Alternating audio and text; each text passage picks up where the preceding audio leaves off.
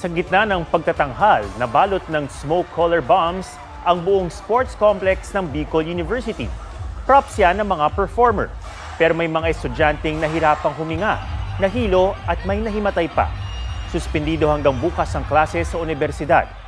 Nabigyan na raw ng Bicol University ng tulong medikal, pinansyal at psychosocial ang mga naapektuhang estudyante at tauhan.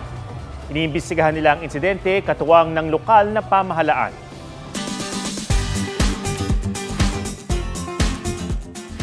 Sa sining, walang hangganan ng imahinasyon at mga pwedeng gamiting medium, gaya ng mga obra-amazing na likha mula sa usok at buhok.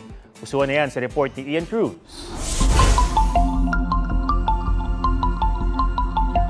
Sa kaarawan ng kanyang ina, isang portrait ang handog ni Medjade Tribo ng Pulilan, Bulacan.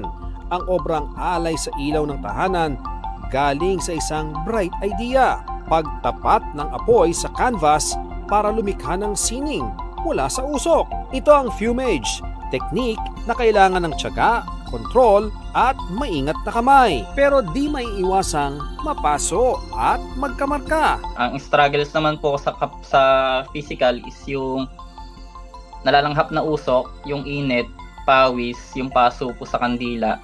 Sa tagal na raw niyang gumagamit ng iba't ibang medium, dito raw tunay na nag-apoy ang kanyang sining. Nag-apoy yung puso ko na ipagpatuloy yung paggawa ng obra sa ganitong klaseng art naman. Ito namang mga larawan ng iba't ibang hayop, sobrang realistic. Aakalain mo bang gawa ang mga yan sa pinaggupitang buhok?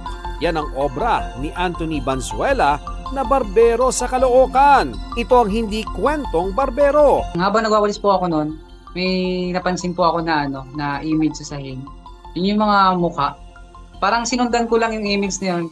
Tapos binuo ko lang. Walang tapon sa bawat hibla na nagiging bahagi ng kanyang dibuho na may mukha, emosyon at kwento. Ang buho kasi kadalasan nagbabara sa kanal.